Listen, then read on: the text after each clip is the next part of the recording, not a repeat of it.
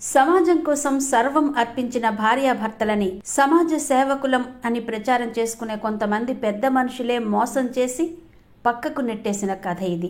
దేశ విదేశాల్లో ప్రఖ్యాతి పొందిన శంకర్ ఫౌండేషన్లో కొంతమంది తప్పుడు మనుషులు ప్రవేశించారు. వ్యవస్థాపక భార్యాభర్తలని తోసిరాజని సంస్థ పెత్తనాన్ని తమ చేతుల్లోకి తీసుకున్న దుర్మార్గుల కథ ఇది. విశాఖలో స్టార్ హోటల్ గ్రాండ్ బేకు ఒకప్పటి యజమానులైన ఆత్మకూరి శంకర్రావు, యశోదల దయనీయ కథ ఇది. తమ ఆస్తి మొత్తాన్ని ధారపోసి శంకర్ ఫౌండేషన్ను స్థాపించిన విషయం ప్రపంచానికి తెలిసిందే. దీని ద్వారా నిర్భాగ్యులైన ప్రజలకు కంటి చూపునివ్వాలని ఈ భార్యాభర్తలు సంకల్పించారు. భర్త శంకర్రావు ఆశయానికి తోడుగా ఈ మహత్కార్యానికి భార్య యశోద కూడా తన యావదాస్తిని ధారపోశారు.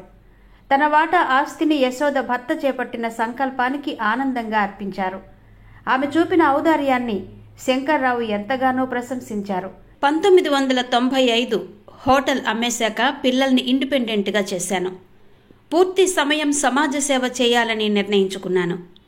నేను నా భార్యకు ఎప్పటికీ కృతజ్ఞుడిగా ఉంటాను.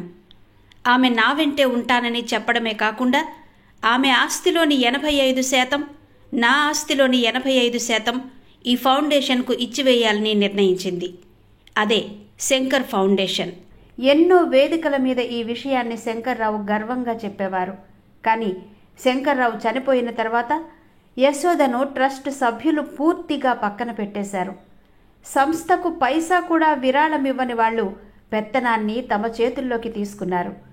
సంస్థలో ఒక సాధారణ ఉద్యోగిగా చేరిన మణిమాల ట్రస్టీ అయిపోయారు.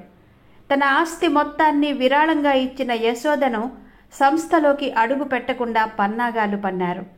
శంకర్రావు అభీష్టం మేరకు ఆయన అనంతరం మేనేజింగ్ ట్రస్టీగా యశోద కొనసాగాల్సి ఉంది. కానీ మిగిలిన ట్రస్ట్ సభ్యుల కళ్లకు యశోద కనిపించలేదు.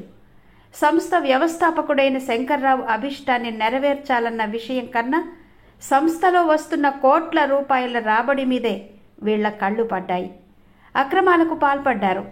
ట్రస్ట్ సొమ్మును దోచేస్తున్నారు. యశోద వస్తే వీటిని ప్రశ్నిస్తారనే భయంతో ఆమెను మేనేజింగ్ ట్రస్టీగా రానివ్వడం లేదు. ట్రస్ట్ వెబ్సైట్లో కూడా యశోద పేరును తొలగించారు. అయినా ఆమె కుమిలిపోలేదు. తన భర్త శంకర్రావు ఆశయం కోసం 90 ఏళ్ల వయసు పైబడినా కూడా ఆమె న్యాయ పోరాటం చేస్తూనే ఉన్నారు. నిర్భాగ్యులకి కంటి చూపు రావాలని కోరుకున్న యశోద ఇప్పుడు కళ్ళుండి కబోదులైన కొంతమంది ట్రస్ట్ సభ్యుల నిర్వాకాన్ని ప్రశ్నించడానికి న్యాయ పోరాటం చేస్తూనే ఉన్నారు. ఈ దారుణంపై సమాజం స్పందించాలి. సమాజ శ్రేయస్సును కోరి శంకర్రావు స్థాపించిన శంకర్ ఫౌండేషన్ను రక్షించుకోవాలి అన్నది ఆమె ధ్యేయం.